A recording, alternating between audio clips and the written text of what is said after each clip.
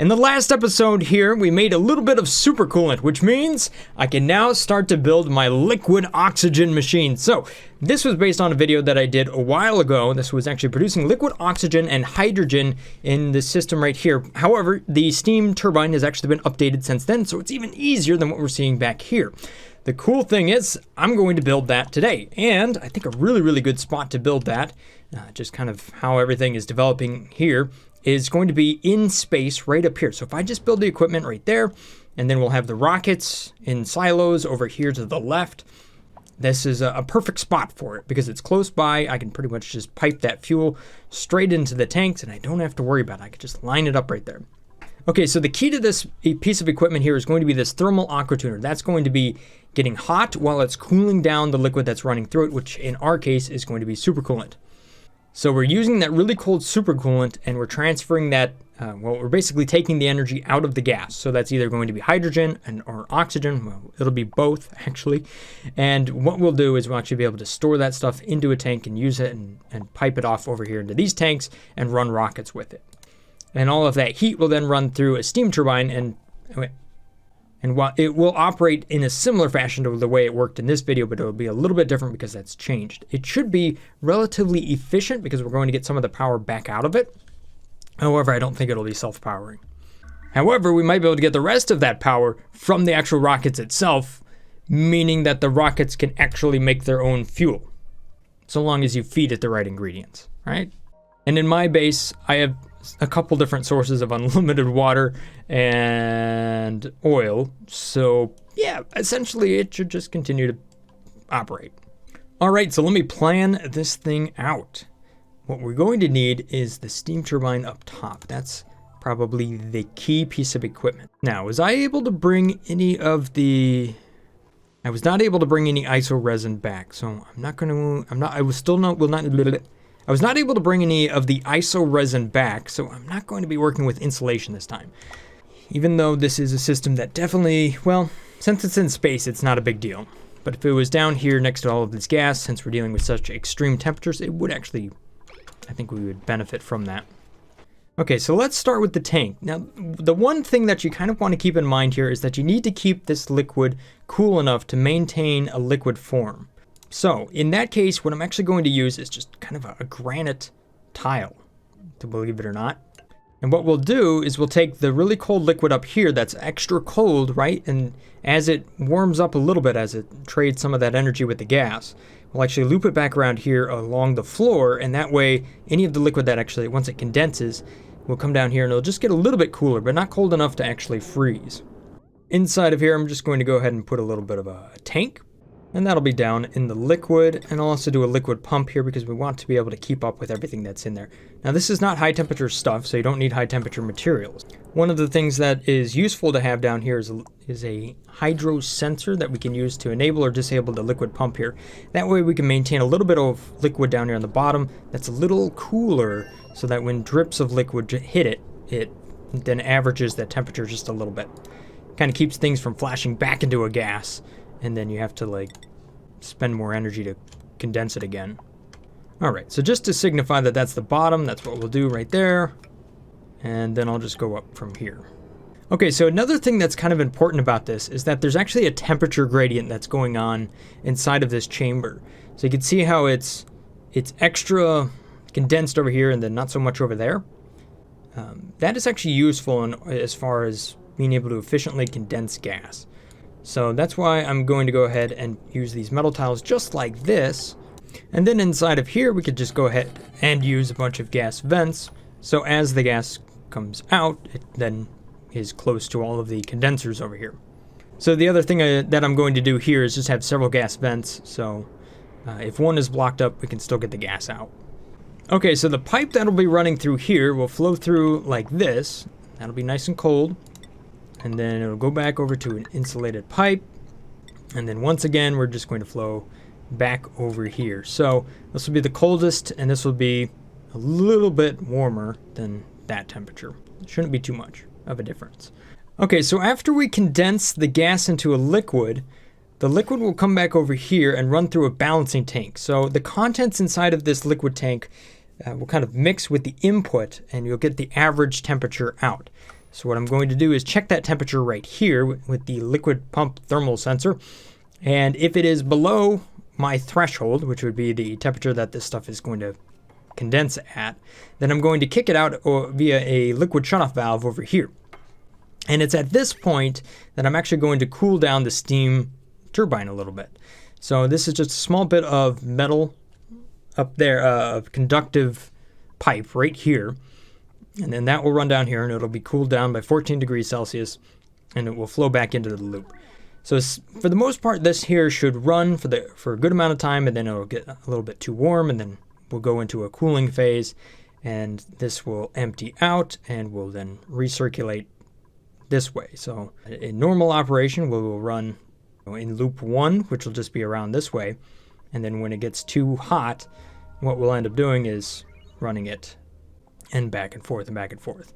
And the way that this thing is actually looking, it looks like we could potentially put 2 aqua tuners right next to each other if we really wanted to. That might be a little bit too much for one steam turbine up here to deal with, but it does potentially look like there's enough room to actually do that if I wanted to do both liquid and hydrogen. But I don't know if there's going to be enough capacity for all of that. This bridge up here is not used. The only things that are ceramic or insulation here are these pipes right there, because that's real temperature sensitive, and this tile right there, because that too is temperature sensitive. All right, so both of my rockets are now fueled up, so they're ready for their big mission. Here we go. So both of these rockets are going to travel 40,000 kilometers out there to a couple different asteroids. And they should bring back a good amount of research. That should be enough to unlock the next piece of tech that we need in order to run liquid oxygen into these rockets, which allows us to more efficiently reach further distance. Bam! There we go! Cooking some dupes, too. Who is that? Leon? Is that you? Leon!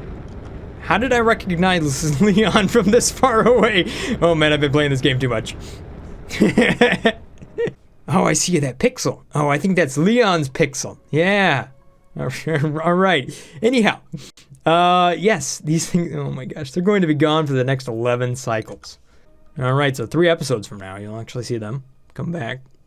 It's all right, it gives us plenty of time to build what we need to build down here. So get to work, dupes. You know what? I've got another idea. This one may be good or it may not be good, but I'm going to give it a try either way. What I'm going to do is use this top spot here as power storage. Okay, so I've got another idea, and what I'm going to do is put 2 batteries up top. We'll see how that works. I think it might be rather interesting. By the way, you do have to remember to put down drywall behind this stuff too, otherwise it will just leak into space, and it's important to remember that bit. Here, I don't want those to be insulated. Let's just make that out of something normal like granite. 1, 2. So then the power for this whole thing is actually really easy. It's just kind of like that. Of course, if we wanted to bring more power into this, we could. Okay, so one other thing is right down here I did thermal sensors and then a memory toggle switch just to kind of run this steam turbine. So the idea is that we can go up to a certain temperature, it'll turn on, and then it'll run until it hits a low temperature and then it turns off. So it's a little bit more consistent rather than just kind of running whenever something shows up there. Not that that isn't reliable, it's not as fancy, is it? Okay, so for the last trick here, I actually need to get the gases into these rooms. That way I can just kind of maintain the temperature on them a little bit. And then also the liquid down there as well. Luckily, I already have oxygen that's flowing up here, so haha, problem solved. Although it does look like there's a single block of hydrogen that somehow found its way in there. I'll need to make sure that I'm definitely only putting oxygen inside of there and nothing else. I might have to just double check that before it runs into this system. Organic mass, organic mass, organic mass. What do we got? Slime, polluted water, algae, carbon dioxide. Ooh, that's actually a lot of algae. How about that? That's not bad. Ooh, and I have a recent idea that involves relatively hot rockets and slime that I think might be rather interesting. So this might be a really interesting place to visit. Ooh, 41%. Although you have to go a really, really long way to get there. Oh, man. I want my gassy moos. Bring back gassy moos. There's a new game bundle from Humble, the Very Positive Bundle 3, and it includes games such as Prison Architect down here for as little as $5.17. This looks really interesting to me. If you make a purchase via the link in the description below, not only will you go to help support my channel because I'm partnered with Humble, but you'll also be supporting several charities as well, such as Sweet Farm Water Aid, and in my case, the St. Jude's Children's Research Hospital. Thank you guys so much for your support and have a wonderful day. Okay, now one really important thing to make sure you do before you go and try to dump liquid inside of here is to make sure you have the tiles built up in the background. Otherwise, they will kind of sink into the background behind you. So the liquid will not rest on top of this tile, because what I'm trying to do is dump it into this pump and then pump it into there. I could lose some of my precious supercoolant. Actually lose all of it, actually. And I don't want that to happen. So I'm going to make sure that it doesn't get lost by doing just that right there. And then I'm going to use a bottle emptier right here, and that's where I will dump supercoolant. So I'm cleaning up my base by emptying sour gas out right here. Just kind of a fun way to get rid of some of it. I don't really need it. I only need it when it's in a controlled state. Otherwise, it doesn't really do me any good. All right, so let's power this thing up and see what happens. Oh, wait, I need a little bit more liquid over here. I need some water. So my thought here with the oxygen is that the warmest is going to flow in over here. And then as it gets over towards the coldest, right? This is where the coldest will be. So they're kind of counterflow, which I don't know if I want to do that. I didn't even worry about it in the other. Okay, so I won't worry about it here. All right, so I want to purge this carbon dioxide out of the bottom here. Hopefully, let's see what happens over the next cycle here. There might be enough pressure up here to where I don't have to worry about that, because it's just in milligrams down there. Doesn't look like it's going to happen. All right, so I'm going to bring in some more power from my Shinebug reactor. So I'm actually running another power wire from way down here all the way up there. I've really got to spend a whole day just rewiring things. Then again, I'm actually at the point here where I really should. I have the materials. I can start to do this sour gas boiler, but that's probably going to take like 3 episodes or more because I have all of this leaky oil fissure down here to tap into. I'm kind of guessing that all of this, maybe, unless I actually use an oil reservoir. If I use an oil reservoir, then maybe all of this will become one giant power plant. I must have done something wrong, or it really didn't like the door compressor sequence that I had going on here, because I looked down and now all of my hydrogen is gone. Maybe I had the timing off just a little bit. Whoops. Okay, so I need to clear out this carbon dioxide. Don't fly in there, mate. No. Mate, move down here. There you go. Aha, much better. Oxygen. Come on, no. Come on, carbon dioxide. Go through the hole. Darn it. Oh, it's so close. There we go. Perfect. Aha, so now we've got a nice pure oxygen environment down there. And what I could do over here is just drop some water in, and that will pump water over on this side so we can actually start to build that up. There we go, just a little bit of water. And now we disabled the access into that area. All right, so that is 2 bottles worth, total of 400 kilograms. We can disable that.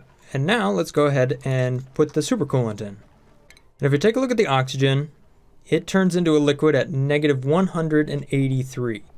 So that's something to keep in mind. So there we go. There goes that supercoolant. It's flowing into our system. And I managed to build this stupid thing backwards. Oh, man. All right. Well, that's not a big deal. I can fix that. Although one thing I might want to do is give this loop a direction. Because right now I don't think it has one. It might get confused when it comes out of here because it can go in here, maybe not. You would think it'd be able to figure it out, but I have a feeling that that's going to have some issues. So what I'm going to do is I'm just going to go ahead and guarantee that we have a direction by building that right there. Aha, see, there we go. Now we have a direction. And we can mop up just a little bit of supercoolant that remains here. You see that we have about 400 kilograms in there. That'll be good. We can unlock this and go in there and deconstruct that. We can also deconstruct the liquid pipes while we're at it. Pretty soon here, these ships should be coming back. Look at that, 98%. One door's open. Hey, Al Gore, your rocket has not been detected. Maybe the doors have issues when both rockets are returning at the same time. No, I've seen it happen. The dupes just simply forget to click the transmitter. That's it. That's the problem. Meteor showers. No! Detect! Oh well. There goes a couple more bunker doors. Ah, there we go! That's going to be too late, isn't it? Yay! Oh! Oh! So close! That's almost not even fair. Mantis, why do you do this to me? Speaking of which, what all did we get out of this? Copper, sedimentary, igneous, isoresin, coal. Anything good? No. Those locations kind of suck. We got a little bit of isoresin, some igneous rock. We did not study the surface. However, some good news here. We've now researched liquid oxidizer tanks and hydrogen engines. Yeah! So once my dupes get around to flipping the Aqua tuner down here, I might be able to find out if I have liquid oxygen. Did I ever remember to pipe that out? Now, one of the tricky things about working with the liquid oxygen is that it could potentially heat up in the pipe when we get over the rockets. If I have insulation, then that... Which I do have the materials to make insulation. Haha. I'm going to need more though. I need a lot more isoresin. So I'm going to configure one of my rockets now to just jump to this carbon asteroid and back a bunch of times in order to make all of those insulation pipes. You know, I don't have to worry about it as much because otherwise what I have to do is kind of run liquid over here to the tank, and then if the tank ends up full, then I have to turn around and kind of purge that line back into this area, which isn't really all that ideal. Not the end of the world, but if I can work with insulated pipes, then super insulated pipes, then I don't really have to worry about it. Okay, so what I'm going to do to reconfigure that is I'm just going to set this to 787, that to 787, replace this liquid fuel tank up here with a cargo bay. I can only run 2 of these to 10,000 kilometers and back on petroleum with oxalite. If it was liquid oxygen, I could actually run 3 of them. So actually taking along a little bit of research and 2 cargo bays is a relatively efficient way to run that short, supply run and back. Because if I take this down to 3, right, and run liquid oxygen, you can see that that's still 1,300 kilograms. But if you bring it back down to 2, you can see just how much less that is. And on oxalite, it's really not that bad either. So, but you can see the difference there between oxalite and liquid oxygen. It's a fair bit more efficient. Now, when we get to run hydrogen, ooh. Okay, so we've now completed all of this. So now we're going to start to look into gas cargo canisters and liquid cargo canisters, so that we can go to those asteroids and bring back, those byproducts. And then if we get really good, we can start bringing other dupes into space to decrease their stress, even though my duplicates have like 0 stress already. But hey, it's fun to send them to space. Or the biological cargo bay. Ooh. All right, Stinky, help me out. We are just going to flip that. So there we go. It goes that way. Oops, you forgot a couple pipes. All right, let's take a look here, see what we got going on. Power is plugged in. Perfect. This is above minus 183. Then the liquid will flow away. Okay, well this works now, but the problem, it should skip past it. Everything in my brain says it'll skip past it, but okay, so it's running in that loop. Wow, okay, come on game. Woo! Let it run. Here we go. Okay, so now we're running in this loop. Game is getting extra laggy now. But we are continuing to cool that supercoolant, which is nice. Oh, I never plugged the power in. Crap! Alright, so let's purge this gas inside of here one more time. Okay, Stinky, how about you running there? You could have just flown up to do that job. Alright, well, excuse me, carbon dioxide. Excuse me, excuse me, excuse me. Thank you. Hey, here we go. So now the thermal aqua tuner is hot inside of there. So what I did is I set this to be, this goes above 150 degrees, it's going to send a signal that will enable this, right? And then when it goes below 130, then that will also disable it. Or shall we say that hopefully how it's going to work. Otherwise, maybe it's just active and I don't really worry about the automation. I'm not sure why I put the NOT gate up there, but there we go. The steam turbine, you can see that it was about to run. Bubbles, you want to run over here and do this for me, please? Thank you. Okay, how about you just reach through the wall and undo that? Perfect, okay. Wow, you can see the temp inside of there. Ooh, we're generating a good amount of electricity out of this. We're getting 700 watts, more or less, out of this thermal aqua tuner right now. Although that number is going down. And you can see that I am using just that little bit of, that little pipe in there. If you take a look at the liquid right here, and that is cooling down this so that it remains nice and cool. So it doesn't get too hot up top. Now if we take a look at the temperature here, it continues to go down. We're at negative 140 and it's going down further and further and further. And we must have gotten rid of the temperature here. Or maybe not.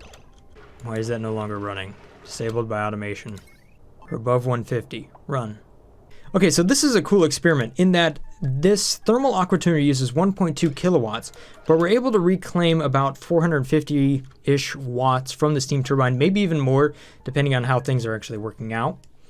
And that matches up really good with my Shinebug reactor down here, which is outputting, well, I don't exactly know, but it's nearish 900 watts. We've got 260 times 2. So this thing's outputting exactly 900 watts. So as it turns out, yes, when you combine the two, I can run this machine up here pretty much continuously. If I just wanted to make more and more liquid oxygen. Nice. Speaking of producing liquid oxygen, this pipe is now flowing. Once I got rid of that bridge, it started to flow just fine. And it's good. It looks like we have enough supercoolant to run a full loop. Excellent. And we can see here that it detected that, hey, guess what? I'm warmer than negative 183. So it's going to run over to the aqua tuner. And then what we should see is the temperatures inside of here potentially go above 150. And we'll see that thing just start run, but it didn't do it in that little bit right there. Yes, come on now, run. Give me that liquid oxygen. Oh, it's so laggy. We're down to 5 frames per second. Come on, you can do it. Looks like this thing's running really good. Look at that. Look at that. How's the temps up here? Oh, they keep going down. That's good. I actually wonder if they're going to get so cold that it's just going to turn into liquid oxygen. Well, if it does, then the steam turbine will remain nice and cool. All right, let me just go around and clean up this stuff. All right, I'm going to send my research vessel off to the interstellar ice asteroid over there. Al Gore, which one are you? There you are. You're going to go over here. There you go. Meanwhile, Squash is going to try to go right down over there. All right, there we go. Sending the research rocket off. Try not to hit the doors on the way back. Okay, I now have 600 kilograms of insulation. It's not a lot, but hey, you know what? It's more than nothing. It's a whole tile worth of insulated pipe. And now I'm out. All right, I just need this to get a little bit colder. Come on now. You can do it. I believe in you. So I can actually run this quite a bit colder because you see it turns into a solid at negative 218. So I can actually run this all the way down to like negative 195. I suppose if I watch my video, I'd actually say exactly what number I run that at. So let me watch my own video. Sounds like I did negative 200 there. Yeah, come on now. Okay, so here's what's happening. Oh, you know what? I did something a little bit different in this video, didn't I? Okay, so what I did is I actually put the output of this, rather than running it back into the loop here, I actually inserted it at the loop up top. That way this thing runs a little bit more often, I guess. But you know what? Hey, it doesn't seem to be mattering doesn't matter that all that much, because look at that. What do we got there? Liquid oxygen! Yes! Not much, but we got a little bit there. Oh, there's some more. There's some more. Yeah. All right, so if I set this to be above 10 kilograms, right, we're going to build up a fair amount of liquid oxygen down there. And the temperature down here is negative 197. So we're actually keeping this liquid oxygen at a lower temperature than, you know, right when it would flash over. So that allows us a little bit of leeway when we go to put it into a pipe and feed it to a rocket. And it doesn't seem like my dupes want to fill this thing up with ox. Come on! All you gotta do is pick it up from here and put it over there, dupes. Just pick it up and put it in there. It's a simple thing. Alright, so here we go. Now we're converting. What I want to see is where we can no longer keep up with this and I have to bring in multiple streams of oxygen. Oh, you know what? What did I make this pipe out of? Although I think I might want to switch these two pipes right there. So let me just get rid of that liquid bridge. And I'm just going to put the radiant liquid pipe right there, right over the top of that. That way I have those vertical tiles, and that should really start to seed a lot of the oxygen that flows in here. Just boom, boom, boom, boom. We should see it drop down really fast. Okay, so I'm also going to go in here and deconstruct those real quick. Yeah, I know it's kind of chilly. And what I'll do is I'm going to bring... Oop, why can't I build that there? There's nothing that's... Oh, I see. It's that background tile, the drywall, that's causing an issue. Let me deconstruct that really quick. I'll lose a little bit of oxygen, not a big deal though. Build that tile right there. And that way it matches the design I actually put in the video, which is where I did, you know, that exact same design, which actually made a difference. And then before I leave, I want to sweep that up. There we go. No, dupes, don't pump in a bunch of carbon dioxide. I guess the carbon dioxide froze, so I guess that's not an... Alright, fine, you win, dupes. You win. Alright, so this is flowing through at 200 degrees, and we should see these pockets of oxygen just plummet very, very quickly and then drop down. Alright, there we go. Boom. Yeah! That's what I was looking for. See, all I had to do is follow my own, like, tutorial. Alright, so there we go. Look at all of this. We now have like 7 kilograms in one tile. Things are starting to flow pretty good. As fast as the oxygen will actually flow up there. I could use a little bit more.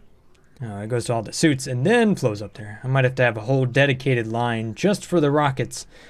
But then again, we can bring back ice from rockets, and we can definitely melt ice with rockets.